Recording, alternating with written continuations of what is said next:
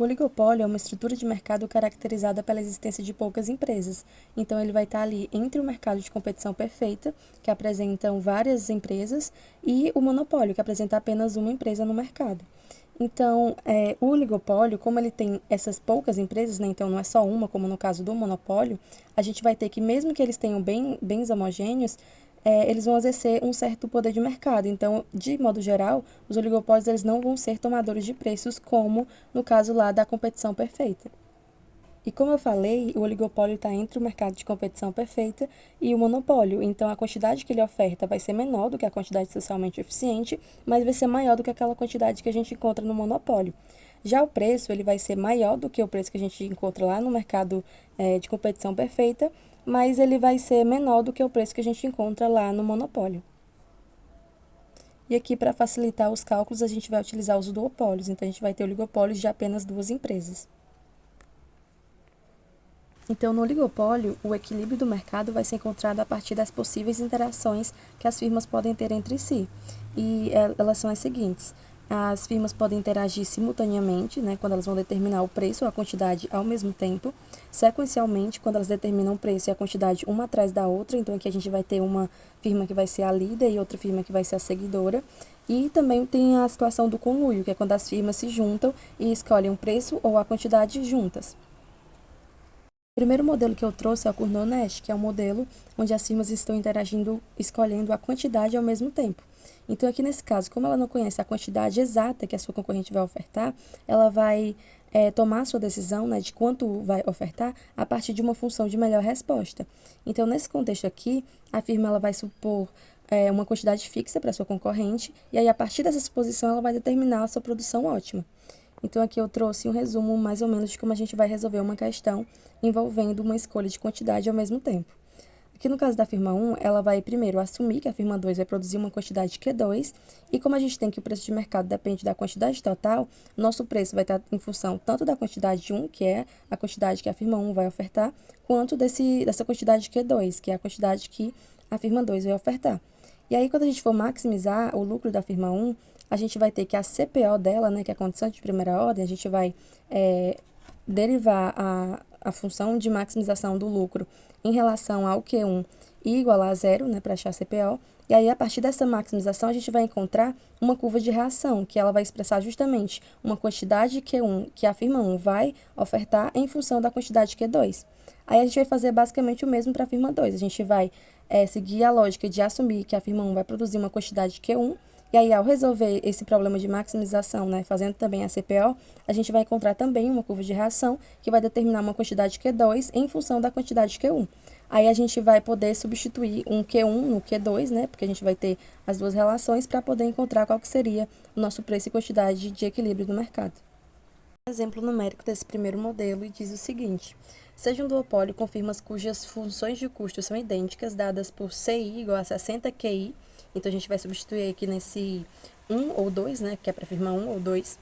A demanda do mercado é dada por P igual a 90 menos Qzão, onde o Qzão é a soma do Q1 mais Q2. E aí, ela pede para a gente calcular o equilíbrio desse mercado, considerando que as firmas estabelecem quantidades Aí ela pede para a gente calcular o equilíbrio desse mercado, considerando que as firmas estabelecem quantidade simultaneamente. Então, aqui, primeiramente, a gente vai resolver o problema da firma 1, que é maximizar o lucro dela, considerando um Q2 fixo. E depois a gente vai fazer a mesma coisa para a firma 2, que é maximizar o lucro dessa firma 2, considerando um Q1 fixo. Então, aqui, para iniciar, a gente vai fazer o seguinte.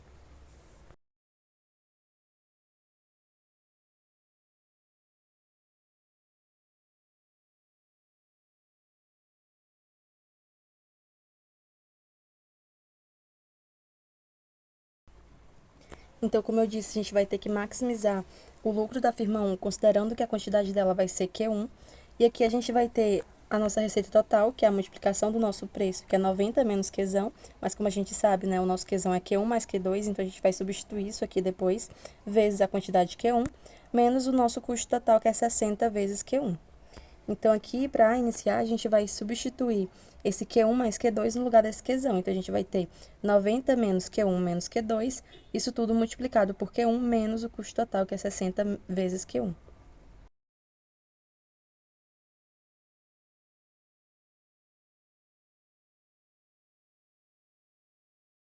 Então, como eu disse, a firma 1 ela vai supor que a firma 2 tem uma quantidade Q2, e aqui a gente já substituiu.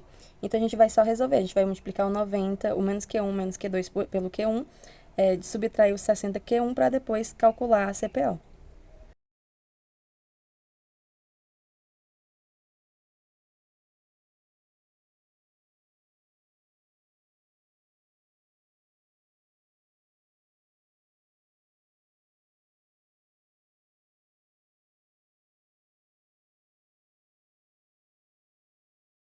Então, agora a gente pode fazer a nossa CPO, que é derivar essa equação aqui em relação a Q1 e igualar a zero.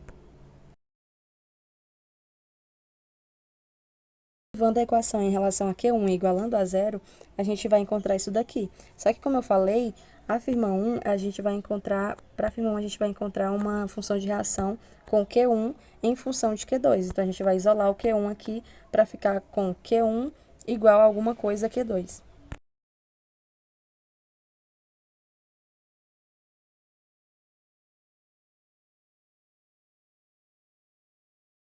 Aqui a nossa função de reação da firma 1 vai ser Q1 igual a 30 menos Q2 dividido por 2.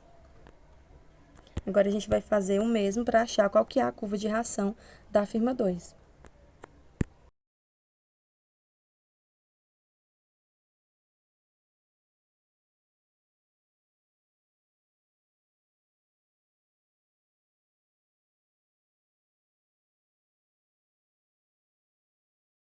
O problema da firma 2 vai ser maximizar o lucro dela em relação à quantidade 2, que é a quantidade que ela vai ofertar. A gente vai ter 90 menos Qzão, isso tudo multiplicado pelo Q2, que é a receita total.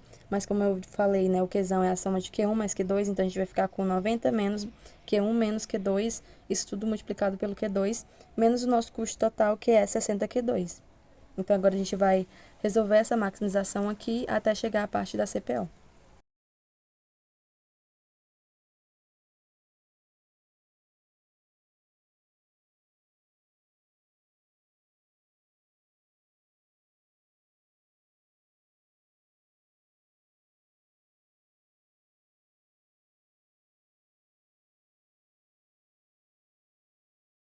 Então, aqui de maximização ficou 30Q2 menos Q1Q2 menos Q2 ao quadrado. Para fazer maximizar, realmente a gente vai ter que fazer a CPO, que é derivar essa equaçãozinha aqui em relação ao Q2 e igualar a zero.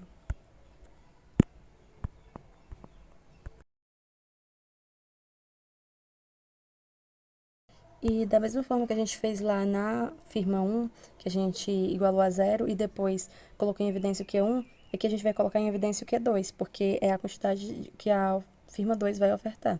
Então, a gente vai ter uma curva de reação com Q2 em função de Q1.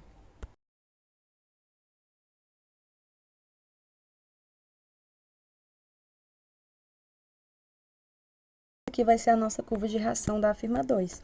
Como eu falei, agora a gente vai poder substituir o nosso Q2 lá na função de reação da firma 1, né? Porque aqui a gente já tem o valor dele. E depois a gente pode fazer o mesmo, né? Substituir o valor da Q1, do Q1 na função de reação da firma 2. Então, aqui eu reescrevi as funções de reações da firma 1, que é essa Q1, e da firma 2, que é essa Q2, e aí a gente pode substituir ou o valor da Q2 na Q1 ou da Q1 na Q2. Eu vou fazer substituindo primeiramente da Q2 na Q1.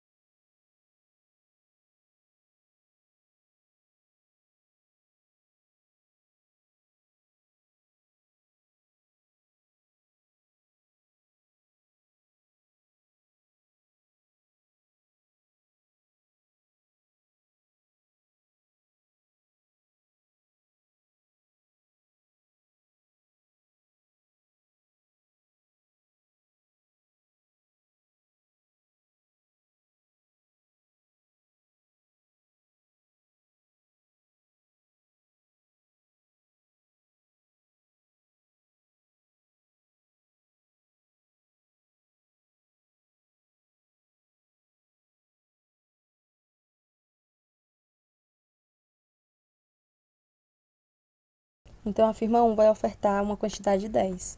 Agora, a gente vai substituir esse 10 na função de reação da firma 2.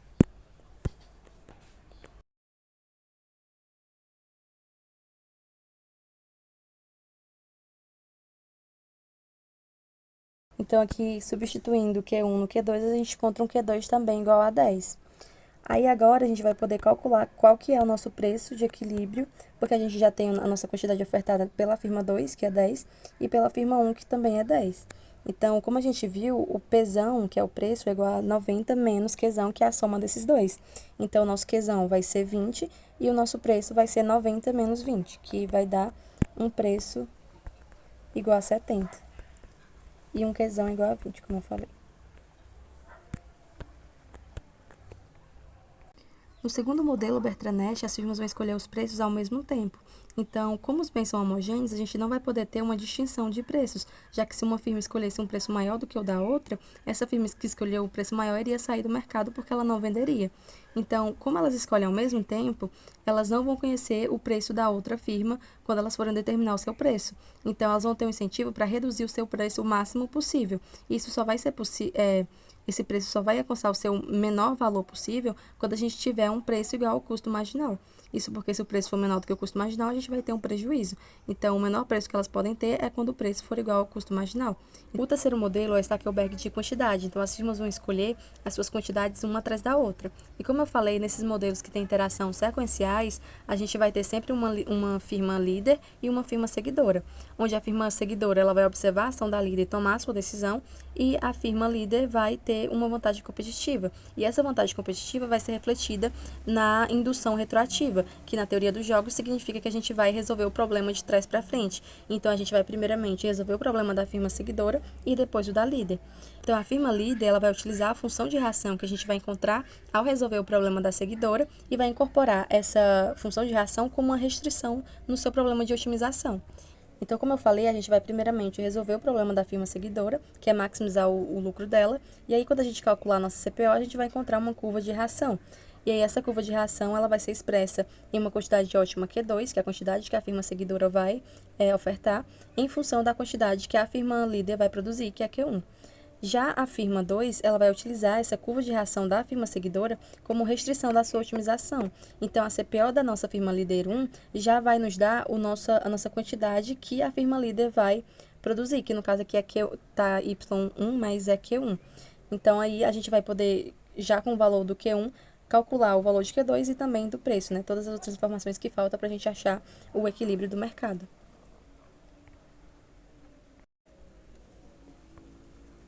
Eu trouxe um exemplo numérico que diz o seguinte: seja um duopólio com firmas cujas funções de custo são idênticas, dadas por CI igual a 60 QI, onde o I pode variar entre 1 e 2, a demanda do mercado é dada por P igual a 90 menos Qzão, onde Qzão é igual a Q1 mais Q2. Aí a questão pede para a gente calcular o equilíbrio desse mercado, considerando que as firmas estabelecem quantidades sequencialmente.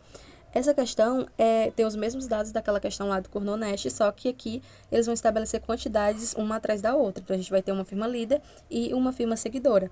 E como eu falei, a gente vai primeiro resolver o problema da firma seguidora para poder achar qual que é a curva de reação dessa firma, para a gente poder usar como restrição lá na hora da gente resolver o problema da maximização da firma líder, que aqui é a firma 1.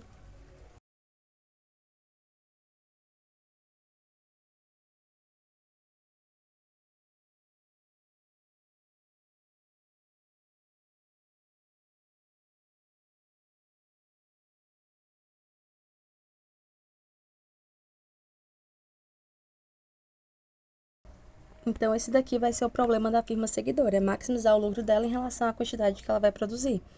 Esse problema aqui, como eu falei, tem os mesmos dados da questão lá do Cournot-Nest. Então, se a gente maximizar aqui o lucro em relação a Q2, a gente vai encontrar o mesmo Q2 que a gente encontrou lá naquela outra questão. Então, eu vou só repetir aqui, mas o passo a passo é o mesmo. A gente vai substituir aqui no Qzão menos Q1 menos Q2, né? Que o Qzão é a soma desses Q1 e Q2. E aí, a gente vai multiplicar 90 pelo Q2, menos Q1 vezes Q2, menos Q2 vezes Q2, menos 60 Q2, que é o nosso custo total. Aí, a gente vai calcular a CPO, que é derivar em relação a Q2 igual a zero, para poder achar essa curva de reação em que a gente vai ter o Q2, que é a quantidade que a firma seguidora vai produzir, em função da quantidade Q1. E como a gente viu lá naquela outra questão, a gente vai ter Q2 igual a 30 menos Q1 dividido por 2. Agora, como eu falei, a gente vai utilizar essa curva de reação aqui como uma restrição na hora de calcular o problema da firma líder.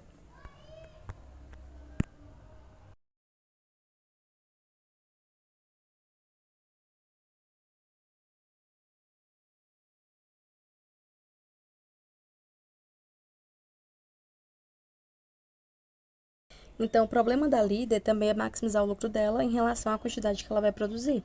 E como vocês podem ver, é basicamente o mesmo problema lá da firma 1 do exemplo do Cornoneste. Só que aqui nesse caso a gente vai utilizar a curva de reação da firma seguidora. Então, aqui quando a gente fizer 90 menos Q1 menos Q2, no lugar desse Q2 a gente vai colocar a curva de reação da firma seguidora.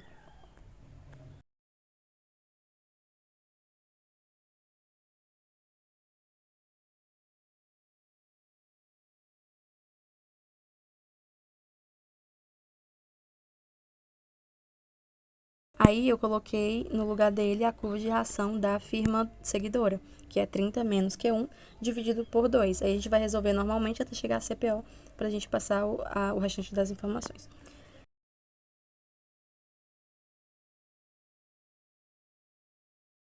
Então agora a gente vai calcular a nossa CPO. A gente vai derivar isso daqui em relação a Q1 igual a zero.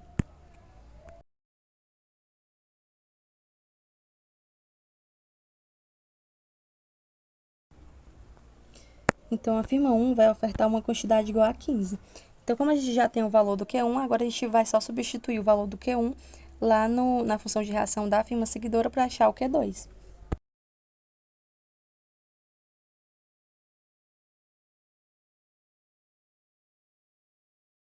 Então, a firma 2 vai produzir uma quantidade igual a 7,5. O preço de mercado, então, vai ser dado da seguinte forma. A gente tem que o Qzão vai ser a soma dessas duas quantidades, então a gente vai ter que o Qzão é igual a 22,5. E o nosso preço vai ser o 90 menos esse Qzão. Então, a gente vai ter um Pzão igual a 67,5.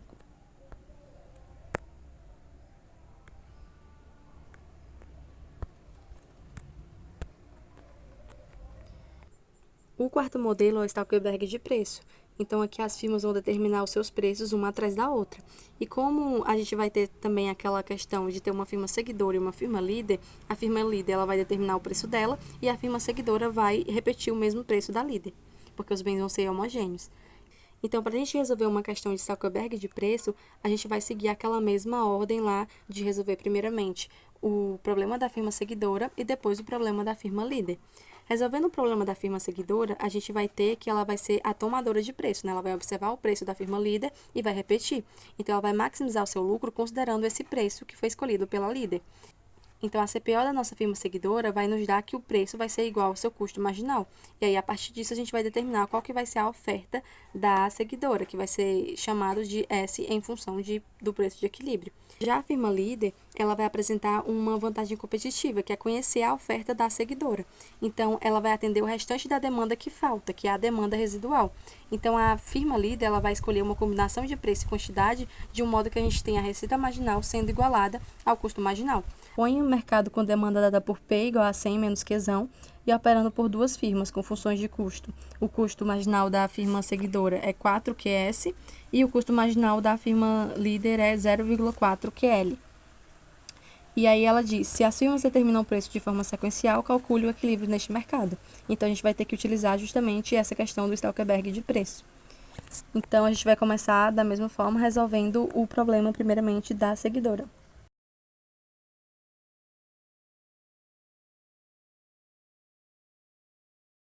Nós vimos, quando a seguidora for resolver o seu problema, ela vai agir como uma tomadora de preços, porque ela vai observar o preço da líder para poder pegar ele. Então, ela vai igualar esse preço igual ao custo marginal dela. Então, a gente vai ter o seguinte.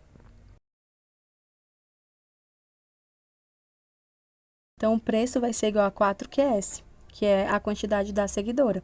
Mas como a gente viu, a gente vai ter que encontrar a quantidade ofertada pela seguidora. Então, a gente vai isolar esse QS aqui para encontrar qual que é a quantidade ofertada dela para a gente poder utilizar lá no problema da líder.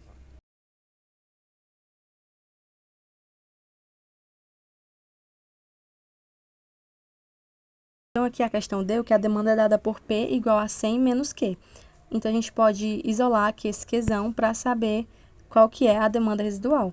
A gente vai ter, então, Qzão igual a 100 menos Pzão. Então, a nossa demanda total vai ser 100 menos o preço. E como a gente viu, a líder ela vai ter aquela vantagem competitiva de saber qual que é a oferta da seguidora. E como a gente viu, a oferta da seguidora é QS igual a P dividido por 4. Então, a gente vai calcular a demanda residual fazendo a quantidade ofertada total, né, a demanda total, que é Qzão igual a 100 menos P, menos essa quantidade ofertada pela a firma seguidora, para a gente saber qual que vai ser a oferta da líder.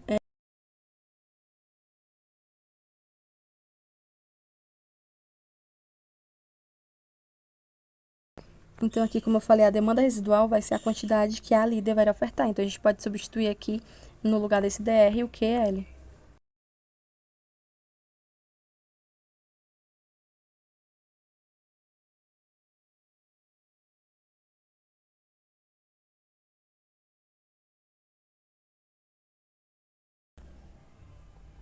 Então, agora que a gente já tem qual que é a demanda residual, a gente pode resolver o problema da líder, que é maximizar o lucro dela, escolhendo uma quantidade QL para igualar a sua receita marginal ao custo marginal.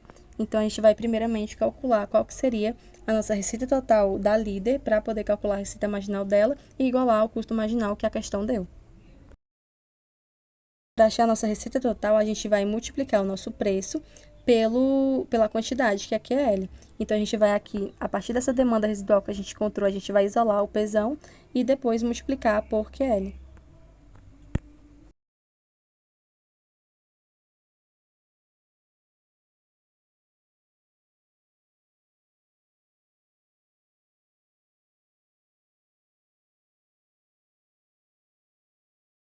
Então, se a gente isolar aqui o P na nossa demanda residual, a gente vai encontrar um preço igual a 80 menos 4QL dividido por 5. Para achar a receita total, a gente vai só multiplicar por QL.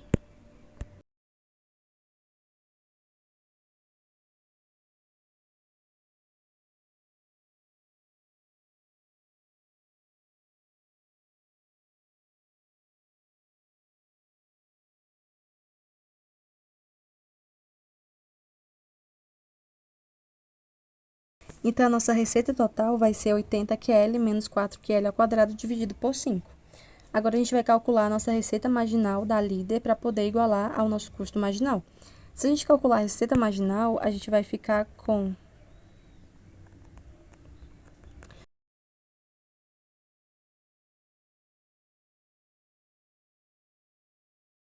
Então, a nossa receita marginal vai ficar 80 menos 8QL dividido por 5. Isso porque aqui, derivando em relação a Q1, a gente vai ficar com 80, e aqui essa segunda parte vai descer o 2 e vai ficar 8. Então, fica menos 8QL dividido por 5. Agora, a gente vai igualar esse valor aqui da receita marginal ao nosso custo marginal para poder maximizar o lucro da firma líder.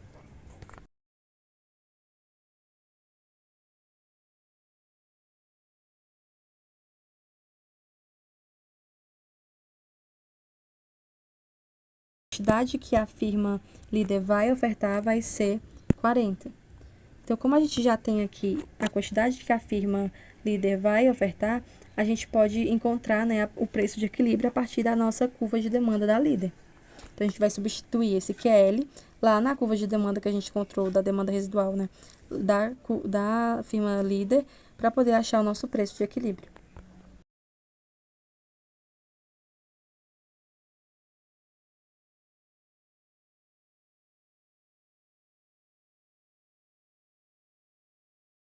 Agora que a gente já tem o preço, a gente vai poder calcular qual que é a quantidade ofertada da firma seguidora, porque ela vai decidir, né, a sua quantidade ofertada a partir do preço que ela toma da líder. Então, a gente vai ter o mesmo preço para a seguidora e vai poder só decidir qual que é a quantidade que ela vai ofertar. A curva de oferta é igual ao preço dividido por 4. Então, a gente vai ter que a quantidade ofertada da firma seguidora vai ser 48 dividido por 4, que dá 12.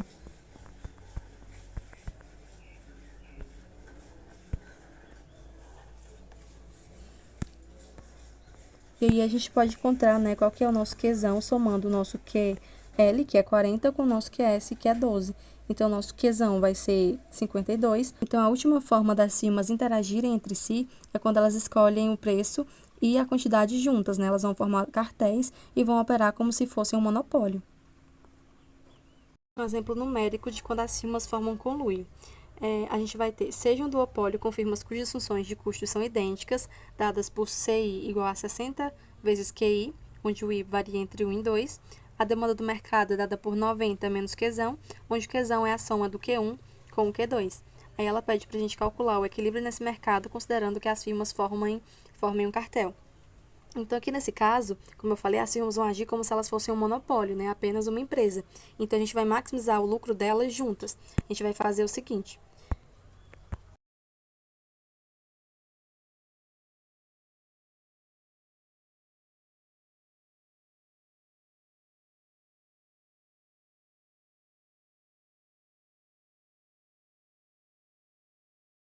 Como eu falei, elas vão maximizar o lucro dela como se fosse um monopólio. Então, elas vão maximizar em relação ao Qzão. E aí, a gente vai ter a nossa receita total sendo a multiplicação do nosso P, que é igual a 90 menos Qzão. Isso tudo multiplicado pelo Qzão, menos a soma dos custos das duas firmas, né? Então, a gente vai ter menos a soma de 60Q1 mais Q2. Aqui, a gente vai fazer o seguinte, a gente vai colocar o 60 em evidência e vai ficar Q1 mais Q2. E a gente sabe que o Q1 mais o Q2 é o Qzão, então a gente vai ficar com menos 60 Qzão.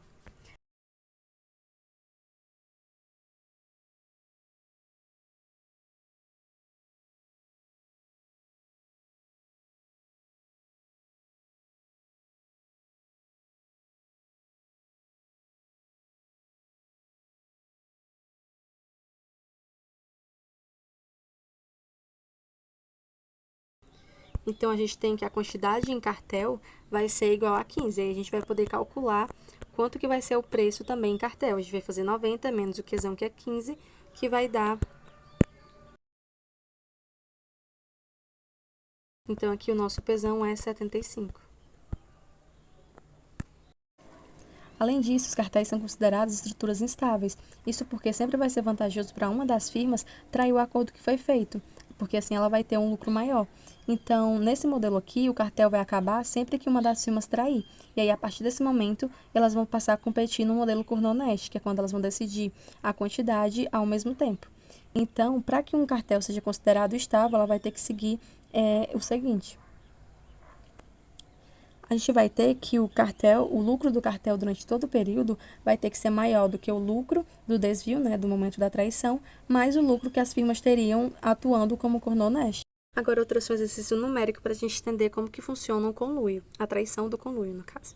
Então, aqui são os mesmos dados da questão que a gente fez sobre quando eles realmente cumprem o que eles combinaram, e aqui a gente vai ter a firma 2 traindo o conluio. Então, a gente vai maximizar o lucro da firma 2, considerando que ela já sabe quanto que a firma 1 vai produzir.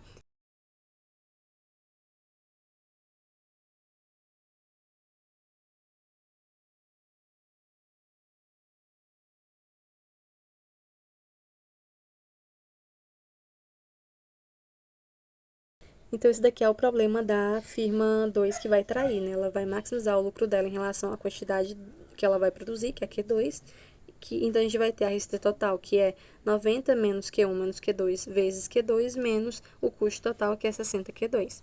Aí a gente vai resolver isso daqui para depois substituir o valor que ela já sabe que a firma 1 vai produzir, né? Porque elas combinaram que iam produzir aquela quantidade de 7,5 cada uma. Mas aqui a firma 2 vai trair, e aí ela vai utilizar essa quantidade que ela já sabe da firma 1 para maximizar o lucro dela.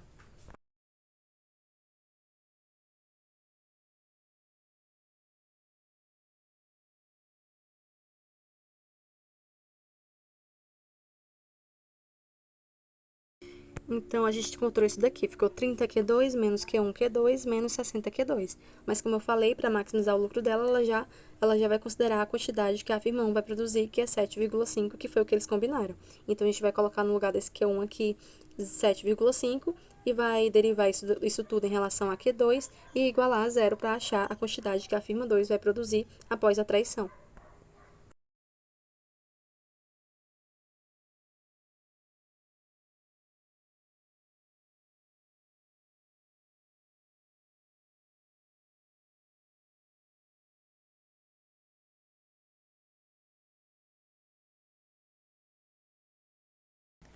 Então, com a traição, a firma 2 vai passar a produzir 11,25 para poder maximizar o seu lucro.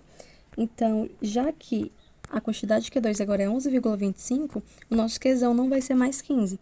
Ele vai ser a soma de 11,25 com 7,5 que a firma 1 vai continuar produzindo.